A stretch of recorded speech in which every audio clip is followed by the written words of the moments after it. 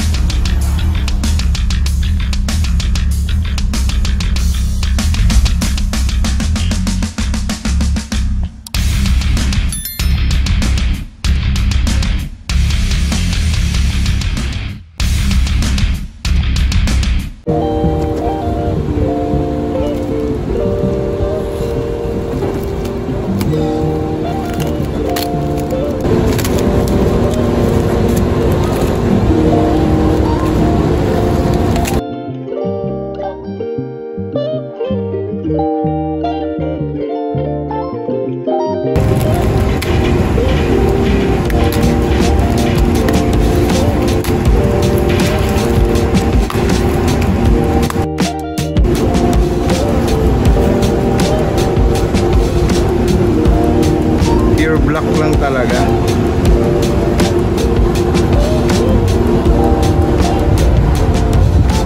Narita, genuine.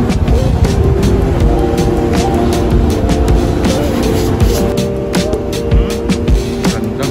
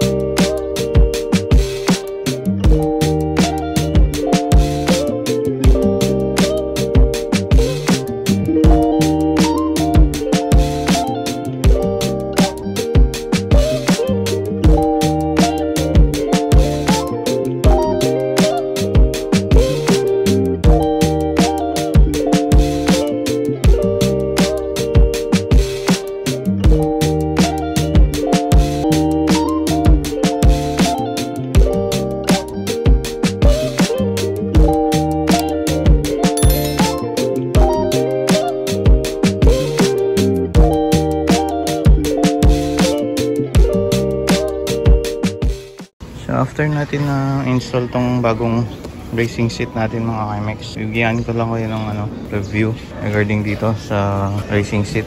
In terms of comfort, malambot siya. Mas malambot siya kaysa sa stock. Ayan. And then yun yung nagustuhan ko palalo dito. Malambot siya. And then yung Holman nito, naka racing seat na siya. Tapos design siya for our Indo concept. And then yung mga stitches niya maganda rin naman pagkakagawa.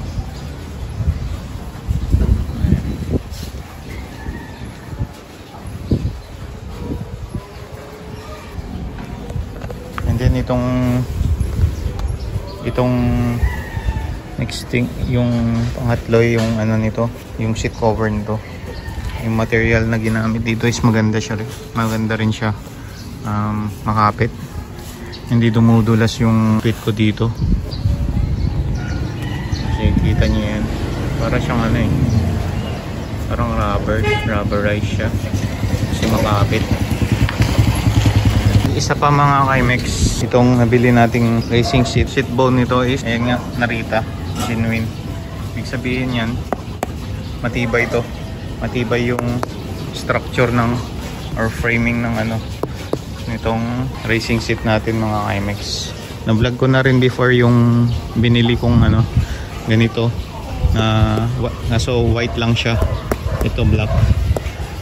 So Narita rin siya, made of Narita genuine parts and accessories made from ano Indonesia. As you can see mga Kimex. Trusted ko na rin to compared dun sa stock ng MXI natin. Mas matibay to. So yun ang isa pang good factor nitong ano seat na nabili ko. Affordable price pa. So nabili ko lang siya ng OnePlus. Disadvantage naman para sa akin, ito madali siyang ano kalmot ng pusa. Ayan. Pino-coveran ko na lang siya pag every time na pinapark ko. One more thing is yung natutupi siya mga Kimex. Ayan na naglulukot. Actually pag uupuan mo siya, lukot siya eh. Baka visible yung lukot niya. Ayan. Ayan siya mga Kimex. Ayan ang itsura niya. Ayan ang itsura niya pag nakaupo. Very visible yung lukot. So yun lang mga Kimex, yun yung honest review ko and reaction dito sa ating racing seat installed sa ating MXI.